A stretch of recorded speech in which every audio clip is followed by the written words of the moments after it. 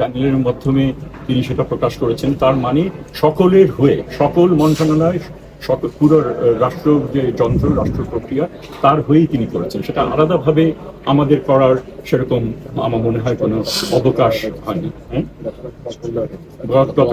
গতকাল দোয়া মাহফিল একটা প্রোগ্রাম ছিল স্কুল কলেজ বিভিন্ন প্রতিষ্ঠানে মন্ত্রণালয়ের অধীনে দোয়া মাহফিল, সেটা মন্ত্রণালয়ে যথাযথভাবে সেটা হয়েছে। তো আর সেখানে আমরা নিজেরা যেটা আপনাদের কি প্রশ্ন ছিল না, এই তদন্ত কমিটি সরকার করবে, এটা তো খালি শিক্ষা মন্ত্রণালয়ের বিষয় না, এটা বৃহত্তর একটা বিষয়। এখানে আমাদের একটা জিনিস মনে রাখতে হবে, যে এই ঘটনাটা ঘটেছে সেটা অত্যন্ত বেদনাদায়ক এবং সেটা কারোরই কাঙ্ক্ষিত না, কিন্তু এটা একটা দুর্ঘটনা সেটা ঘটেছে। এবং সেখানে প্লেনের এই ক্র্যাশ একটা হয়েছে, এতগুলো জীবন নির্বাপিত হয়েছে এবং সেখানে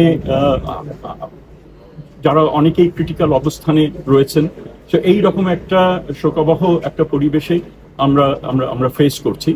এবং এখানে হ্যাপেন্স টু বি ওই জায়গাটা হচ্ছে একটা স্কুল। আমাদের সেই দিক থেকে দায়িত্ব হচ্ছে শিক্ষার্থী তারা কিরকম ছিলেন, আমাদের কি করা যেতে পারে। সেই ঘটনার আমি বোধহয় 3টার দিকে আমি খবর পাই, 3:15টার মধ্যে আমি এখান থেকে রওনা হয়ে মানে প্রধান উপদেষ্টার যে নির্দিষ্ট হয়ে আমি সেখানে চলে যাই। আর আমার আমরা একটা মিটিং করছিলাম, সেই মিটিংয়ে অন্য সহকর্মীরা চলে যান হচ্ছে বার্ন ইউনিটে এবং পরবর্তীকালে তার সিএমএইচ তারা যান।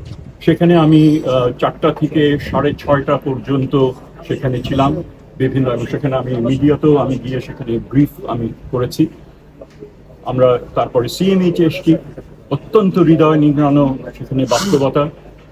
একজন পেরেন্টস এসে বললেন যে তার বাচ্চাকে তিনি টাঙ্গাইল নিয়ে যেতে চান এবং গাড়ি অ্যারেঞ্জ করা যায় কিনা। যথাযথ আমরা যতটুকু সম্ভব সেই নির্দেশনা দিলাম সেটা যেন ব্যবস্থা করা হয়, সেই ব্যবস্থা হয়েছিল। সন্তপ্ত পরিবারের সাথে যতটুকু তাদের সঙ্গে যোগাযোগ করা সেটা করলাম, কোনো অসুবিধা আছে কিনা। শুনলাম আমি যাওয়ার আগেই অন্যান্য উপদেষ্টারা এসে একটা বড় রকমের এখানে একটা সমস্যা হচ্ছিল, পুলিশ কর্তৃপক্ষ চাচ্ছিলেন সেখানে তাদের ব্যবচ্ছেদ করার জন্য। উনি তখন নির্দেশ দিলেন, যেহেতু আমরা ব্যবচ্ছেদ করা সে কারণ হচ্ছে কিসের জন্য মৃত্যুটা হয়েছে, যেহেতু এটা অত্যন্ত অবভিয়াস যেটা প্লেন ক্র্যাশে হয়েছে, তখন নির্দেশ দেওয়া হলো। এবং সেই এবং পেরেন্টসরা অত্যন্ত ইসের মধ্যে ছিলেন যে আমার এই বাচ্চা কেন আবার করা হবে, আমরা তো সবাই জানি। তো সেই পরিপ্রেক্ষিতে নির্দেশনা তাদেরকে দেওয়া হলো। তারপরে তারা নিবৃত্ত থাকলেন এবং আলটিমেটলি ফ্যামিলিজ তারা তাদেরকে নিয়ে যান। সেখান থেকে আমি একটু ব্যাখ্যাটা একটু করতে চাই, সুযোগ যেহেতু পেয়েছি। আমি নিজেই আপনাদেরকে ডাকতাম, কাইন্ডলি আপনারা এসছেন, আমি অত্যন্ত আনন্দিত। সেখান থেকে আমরা তখন বার্ন ইউনিটে আমরা আসলাম এবং আমরা অবশ্যই বার্ন ইউনিটে দেখলাম এবং যেভাবে যতটুকু সম্ভব তখন সিঙ্গাপুরের সাথে তারা যোগাযোগ করতে চেষ্টা করছিলেন। তো রাত 10টা পর্যন্ত, 9:30 10টা পর্যন্ত সেখানে ছিলাম। তো ওই একটা প্রেক্ষিতে তখন আমি এই বিষয়টা যখন ঘরে ফিরছি তখন এই পরীক্ষার বিষয়টা সামনে এসলো। অনেকেই প্রশ্ন জানাচ্ছিলেন যে এখানে আমরা পেছানো হবে কি না হবে, কেউ চাচ্ছিলেন পরীক্ষা হোক ইত্যাদি। এবং সেই প্রসেসের মাধ্যমে কয়েকজন উপদেষ্টার সঙ্গেও আমাদের কথা হয়েছে সেটা। এবং এইটা একটা সিদ্ধান্ত যেটা হুট করে নেওয়া যায় না, এবং হুট করে নেওয়ার এখতিয়ারও কারণ নেই এককভাবে।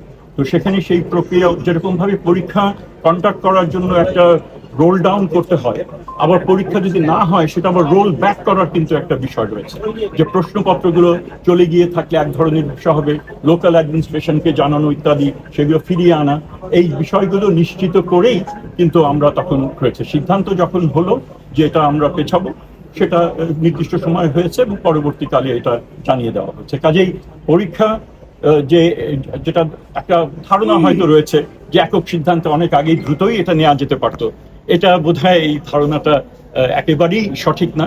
ডিউ প্রসেস ফলো করে পরীক্ষা সেটা পেছানো হয়েছে এবং পরবর্তীকালে 2:30 3টা ওই সময়টাতে অবশ্যই ভাবলেন না যে এই সময় যারা পরীক্ষা না, তাহলে কি সিদ্ধান্ত কি তাহলে কি আপনি কি মনে করেন?